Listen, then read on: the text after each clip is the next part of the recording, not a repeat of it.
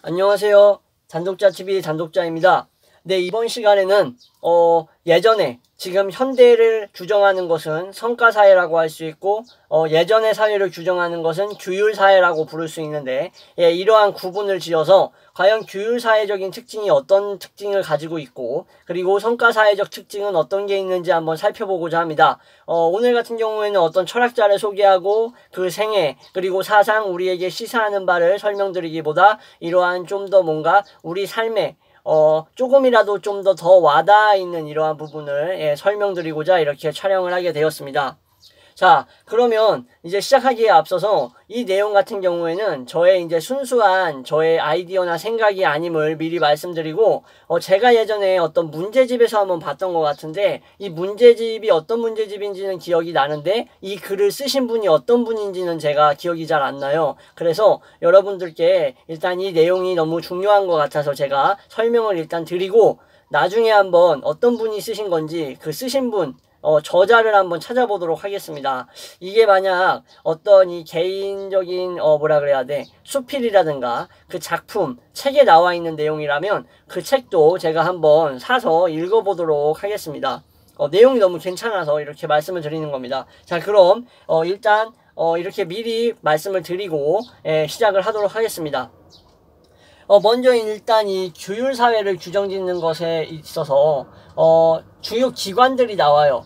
주요 기관들, 병원이라든가 뭐 감옥, 그리고 뭐 병영, 그리고 뭐 수용소, 이러한 이제 기관들이 나옵니다. 이런 기관들 같은 경우에는 이제 푸코가 얘기하는 한마디로 규율사회적인 기관들이라고 이제 설명을 합니다. 자, 이제 이러한 규율사회는 오늘날의 사회가 아니라는 거예요. 이러한 사회는 이미 옛날에 사라졌고 오늘날에는 이와 전혀 다른 사회가 등장한다. 그 사회가 바로 성과사회라고 부른다라고 하는 겁니다.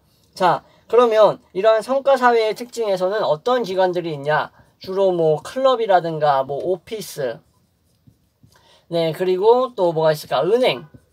은행이나 뭐 공항 같은 것들, 이런 것들이 이제 성과사회를 특징으로 할 수 있는 이러한 기관들이라고 보시면 됩니다.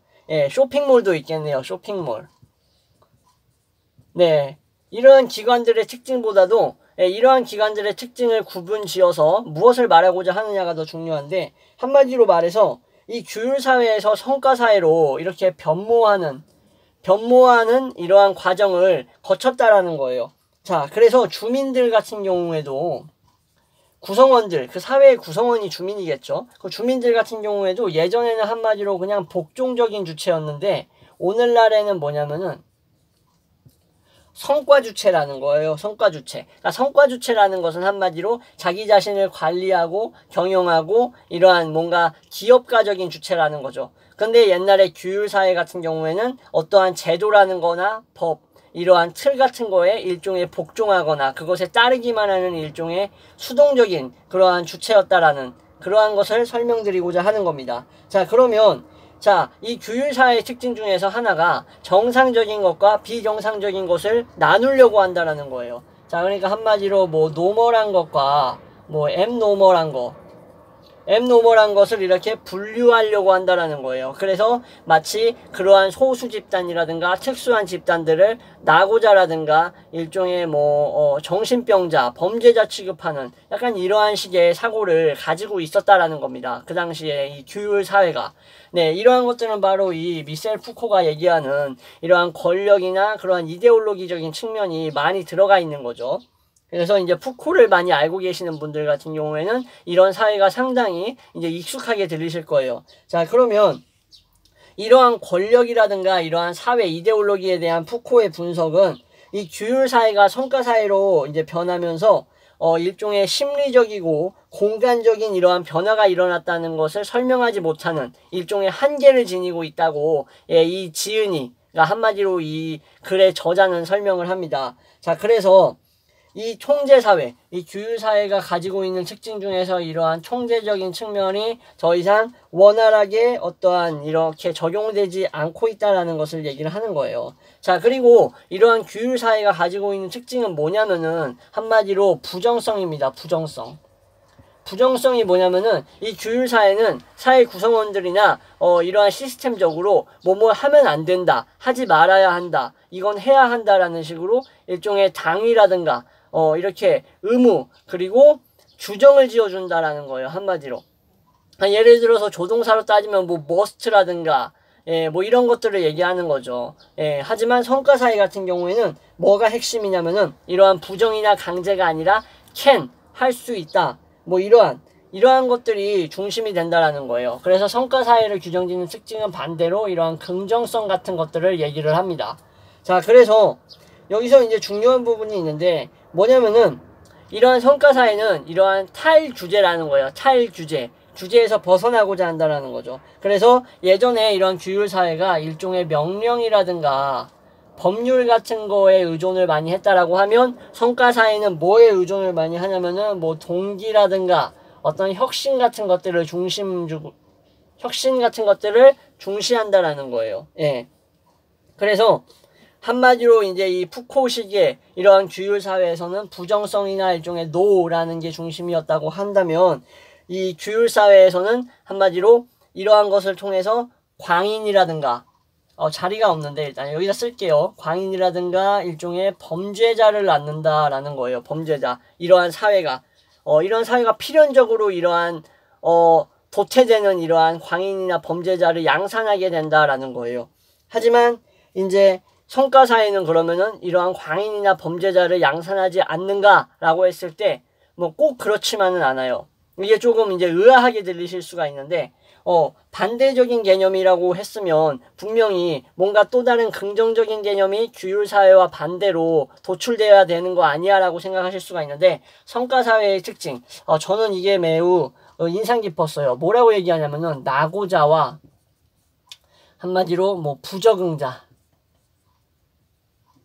그리고 하나가 더 있었는데 중요한 거 우울증 환자. 네, 성과사회는 광인과 범죄자를 낳지 않는 대신 낙오자와 부적응자, 우울증 환자를 양산한다라고 봤습니다. 이게 상당히 인상 깊은 말인데 이거에 대해서 제가 좀 더 설명을 해드리도록 하겠습니다. 그러니까 이 규율사회를 규정짓는 것을 봤을 때는 푸코를 이해하고 계시면은 훨씬 많이 와닿으실 거라고 저는 생각을 합니다. 그래서 이 규율사회에서 성과사회로 일종의 그 패러다임의 전환이죠. 이러한 패러다임의 전환은, 연속성을 유지한다라는 거예요. 이렇게 이제 패러다임이 전환될 때 연속성이 있다라는 거예요. 연속성. 그래서 이 사회가 가지고 있는 일종의 무의식이 있죠. 거기에는 분명히 일종의 생산을 최대로 높이고자 하는 일종의 desire, 열망이 있다라는 거예요. 욕망이 있다라는 거예요. 성과사회로 변하면서. 그래서 이러한 생산성이라는 게 일정한 지점에 도착을 하면 더 이상 뭔가 규율이나 어떤 그런 것들의 이제 금지, 이러한 부정적인 도식은 한계에 접한다는 거예요. 자, 무슨 말이냐면은 이 이제 규율사회에서 성과사회로 가면서 연속적인 변화를 겪고 그래서 생산성을 향상하고자 하는 이러한 욕망이 있는데 이러한 욕망 속에서는 더 이상 일종의 이러한 규율 같은 거나 금지 이러한 부분들은 한계를 띈다라는 거예요. 한계를 반드시 띈다라는 거죠. 네. 생산성을 향상하기 위해서 일종의 성과의 패러다임이라고 할 수 있죠. 성과의 패러다임. 그리고 일종의 할 수 있음이라는 어떤 긍정적인 도식으로 도출된다라는 거예요. 한마디로. 변한다라는 거죠. 그래서 이러한 부정성 같은 거 있죠. 규율사회를 규정하는 일종의 부정성 같은 것들은 결국에는 한마디로 말해서 뭔가 이제 걸림돌로 작용한다라는 거예요. 이러한 생산성을 향상하는 데 있어서 걸림돌로. 자, 그래서 이러한 우리의 능력의 긍정성 있죠. 우리가 뭔가를 할 수 있고 생산할 수 있고 만들 수 있고 이러한 긍정적인 측면은 마치 뭐뭐 하지 말아야 한다라는 일종의 당위적 부정성보다도 훨씬 더 효율성을 지니게 된다라는 거예요. 자, 여기는 뭐 아까 말씀드렸다시피 당위적인 측면이 있는 거고 이 긍정성은 일종의 효율이라는 거죠. 효율. 생산성을 향상하고자 하는 향상이라고 해야 되는데 자꾸 향산이라고 되네요. 이상하게 이렇게 국어의 특징인지 모르겠지만 자꾸 향산이라고 되는데 죄송합니다. 좀 양해 좀 부탁드릴게요. 말을 자꾸 그렇게 하게 되네. 이게 뭔가 발음에 있어서 이런 언어적인 어떤 발음에 동화되는 규칙이 있나 봐요. 예, 어쨌든 그건 지금 중요한 게 아니고. 그래서 이런 식으로 이제 패러다임이 변화하면서 그렇다고 해서 이제 이러한 당위 있죠. 이러한 당위를 근데 완전히 부정할 수는 없다라고 얘기를 합니다. 자, 이 사회가 가지고 있는 일종의 무의식이 이러한 당위성에서 효율이나 이러한 능력 쪽으로 패러다임이 변화하는 거는 맞아요. 근데 그렇다고 해서 이러한 당위성이 완전히 사라지는 것은 아니라고 설명을 하는 거예요. 자, 한마디로 성과사회로 간다라는 것은 뭘 의미하냐면은 이 규율이라는 것이 한계를 지니고 있기 때문에 규율이라는 것을 이미 졸업한 상태라고 설명을 합니다. 졸업한 상태. 졸업한 상태는 뭐죠? 이미 어느 정도 나의 내면화되어 있고 나에게 어느 정도 받아들여져 있는 상태라는 거죠. 그렇죠? 그것을 완전히 제거한 상태가 아닌 거죠. 그렇죠? 졸업이라는 의미를 그런 식으로 설명을 하는데 사용을 한 겁니다. 그래서 성과 주체, 이 성과 사회에 우리의 사람들, 살아가는 우리들은 일종의 뭐라 그래야 될까? 규율, 이러한 규범에 단련되어 있는 상태라는 거예요. 예, 규범을 잊어버린 상태가 아니라 한마디로 말해서 그들은 이제 생산성이란 측면에서 일종의 이제 그것을 연속적으로 향상시키고자 하는 약간 그러한 상태라는 거죠. 이러한 성과 사회가 가지고 있는 성과 주체들은 자, 마치 노동을 강요한다거나 심지어 착취를 하는 이러한 외적인 지배기구들이 있죠. 예를 들어서 이제 마르크스가 얘기했던 일종의 생산수단을 이제 독점하고 있는 자본가들이 이제 만들어 놓은 일종의 자본가 집단이라든가 기업 같은 게 있겠죠. 그러한 것들로부터 어느 정도 성과 주체는 자유롭다라는 거예요. 그래서 마치 자기 자신의 일종의 주인이자 주권자가 된다라는 거예요. 그래서 예속되지 않으려고 하고 그렇기 때문에 이러한 성과사회에서의 성과 주체는 규율사회에 있어서 이러한 복종적인 주체하고 구별된다라는 거예요.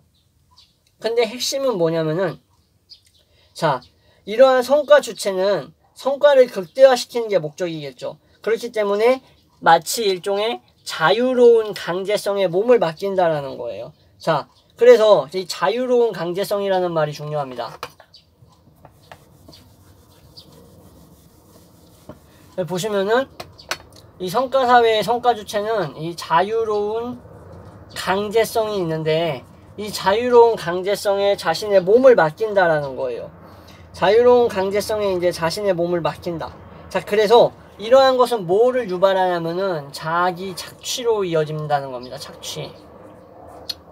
자, 자기 착취로 치닫는다라는 게 무슨 말이냐? 스스로가 스스로를 강제한다라는 거예요. 왜 강제하겠어요? 더 많은 효율, 더 많은 성과, 일종의 더 많은 생산성을 일종의 뭐라 그래야 돼? 양산하고, 즉 낳기 위해서, 생산성을 일종의 뭐라 그래야 돼? 산출하기 위해서 스스로 자유롭게 자기 자신을 옥죄다라는 거죠, 한마디로. 그래서 자기 착취를 낳는다라는 거예요. 한마디로 여기서는 착취와 피착취가 일치하는 측면이 있다라는 거예요. 자, 한마디로 자기 착취에 이러한 또 맹점이 나타나는 게 뭐냐면은 일종의 스스로가 자유롭게 나를 착취하고 있다라는 생각을 하기 때문에 타인이 착취하는 타자의 착취보다도 좀 더 효율적이라는 거예요. 자, 이 말이 무슨 말인지 좀 더 쉽게 설명을 해드리면 내가 원해서 이만큼 일하는 거다. 내가 원해서 더 많은 생산량을 이제 산출을 하면 내가 그만큼 더 많은 돈을 벌어들이고 나의 가치가 더 향상되니까 나는 내 자신을 좀 더 노력이라는 이름으로 일종의 합리화를 하면서 자기 자신을 좀 더 올가매는 사회가 됐다라는 거죠. 그래서 일종의 과로라든가 노동이 이제 과다해가지고 이제 생겨나는 수많은 부작용 같은 것들 있죠. 성과사회에서. 경쟁 중심의 사회에서 나타나는 인간 소외라든가, 그리고 또 있잖아요. 주객전도 현상 같은 것들, 그런 것들. 목적만 추구하는 오로지. 수다는 안중에도 없는 뭐 그러한 상황들을 일종의 한마디로 이러한 성과사회가 가지고 있는 병폐라고 할 수 있는 거죠. 그쵸?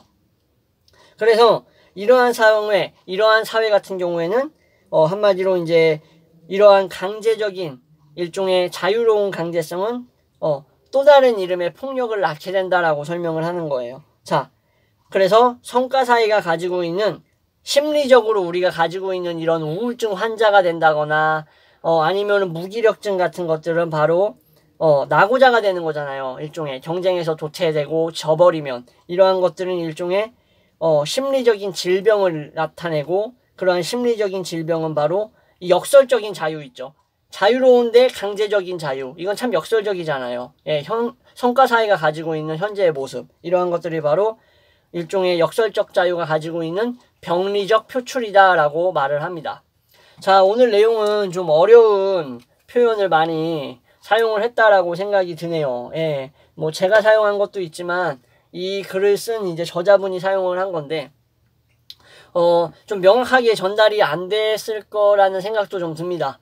예, 이것을 이제 글로 직접 읽는 것과 제가 설명하는 것에만 의존해서 듣는 거하고는 좀 차이가 있다라고 저도 생각을 하기 때문에 그렇지만 여러분들이 이제 이 내용을 이제 어느 정도 이제 다시 한번 뭐 몇 번 들으실지는 모르겠지만 듣다 보면 반복해서 이제 다시 한번 보시다 보면 정말로 우리나라나 다른 나라뿐만 아니라 전 세계적으로 지금 21세기가 이제 추구하는 이러한 성과 사회에 일종의 병폐적인 부분, 망가져가는 부분이 많이 드러난다고 보실 수가 있고 또 그것을 또 정확하게 지적하고 있다라고 느끼실 수가 있을 겁니다.